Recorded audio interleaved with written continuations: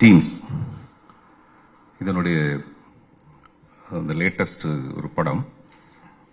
நான் முதல்ல மற்ற ஃபங்க்ஷனுக்கெல்லாம் போகும்போது நிறைய ப்ரிப்பேர் பண்ணிட்டு போவேன், என்ன பேசுறதுன்னு சொல்லிட்டு. என்னுடைய ஃபங்க்ஷனில் அந்த ஃபங்க்ஷனை நான் எப்படி பண்ணுறதுங்கிறதே எனக்கு ஒரு பெரிய ப்ரிப்பரேஷனாக இருக்கும். ஒரு 3 நாள் தொடர்ந்து இதையே பண்ணிட்டு இருப்போம். தமிழ் சட்டையை பார்த்துருப்பீங்க, நீங்கள் தெரியும். இது வந்து கலைஞருடைய அந்த 100ஆண்டு விழாவில் பேசுறதுக்காக ஸ்பெஷலாக தச்சு எடுத்துகிட்டு போனேன். சில மேடையில் நமக்கு வாய்ப்பு கிடைக்காது. நம்ம உள்ளூரில் வந்து பெரிய ஆளாக இருப்போம், வெளியூருக்கு போனோடனே அங்கே கொஞ்சம் முதலிடம் கிடைக்கிறதே கொஞ்சம் கஷ்டமாக இருக்கும். அந்த மேடை அந்த மாதிரி தான், ரொம்ப ஷார்ட்டாக முடிக்க வேண்டியிருந்ததுனால அந்த வாய்ப்பு எனக்கு கிடைக்கல. அதனால் அந்த சட்டையை வந்து நான் இதுக்கு போட்டு போனேன். நான் மட்டுமே இல்லை, பெரிய பெரிய ஸ்டார்ஸ் உட்பட பார்த்தீங்கன்னா வேற ஒரு இடத்துக்கு போய் முதல் வரிசையில் நமக்கு இடம் கிடைக்குமாங்கிறதே ஒரு பெரிய பிரச்சனையாக இருக்கும். நான் சொல்றது புரியும் நினைக்கிறேன். அதனால நான் எனக்குன்னு ஒரு தனி இடத்தை நானே ஏற்பாடு பண்ணிக்கணும்னு ஆசைப்படுவேன்.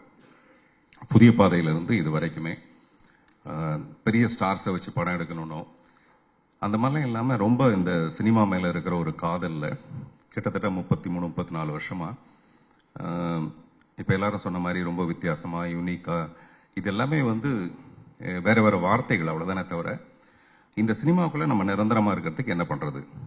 அப்போ வித்தியாசமான ஏதோ ஒரு முயற்சிகளை மற்றவங்க பண்ணதை விட வேற ஒன்று பண்ணோம்னா டெஃபினட்டாக அதுக்குன்னு ஒரு அங்கீகாரம் இருக்கும் அப்படிங்கிற ஒரு எண்ணத்தில்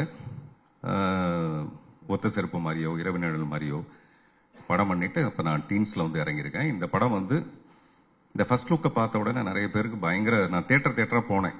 இதுதான் ஃபர்ஸ்ட் டைம் இந்த ஃபர்ஸ்ட் லுக்கை வந்து ஸ்க்ரீனில் ரிலீஸ் பண்ணால் எப்படி இருக்கும் அப்படின்னா அதுக்கு வந்து சென்சார் சர்டிஃபிகேட் வேணும்னாங்க. ஒரு நாள் ராத்திரி உடனடியாக சென்சார் போர்டு ஆஃபீஸர்கிட்ட கேட்டேன். அவர் சொன்னார், இந்த மாதிரி இது வரைக்கும் சென்சார் சர்டிஃபிகேட் யாருமே வாங்கி ரிலீஸ் பண்ணதில்லை அப்படின்னு. நான் பயங்கர குஷி ஆகிட்டேன். இது வரைக்கும் யாருமே பண்ணதில்லைன்னா அதை நம்ம பண்ணணும் அப்படின்னு அந்த சென்சார் சர்டிஃபிகேட்டை வாங்கி ஸ்க்ரீனில் ரிலீஸ் பண்ணேன். அதுக்கு தான் இந்த வேர்ல்டு புக் ஆஃப் ரெக்கார்ட்ஸோட ரெகக்னைசேஷன். அதுக்கு ரொம்ப நன்றி மிஸ்டர் கிறிஸ்டபர் டெய்லருக்கு. எனக்கு இது முன்னாடி தெரிஞ்ச ஒரே டெய்லர் எலிசபெத் டெய்லர் தான். இப்போதான் எனக்கு கிறிஸ்டபர் டெய்லர் தெரியுது. அவர் டெய்லர் கொஞ்சம் லேட் பண்ணிட்டார் போல இருக்காரு, லேட்டாக வந்திருக்காரு. நீங்கள் யாராவது ஒருத்தர் அப்புறமெல்லாம் டிரான்ஸ்லேட் பண்ணீங்க. மேடம் அவர்களுக்குமே என்னுடைய நன்றி, என்னுடைய நண்பர் விவேக் அவர்களுக்கு நன்றி.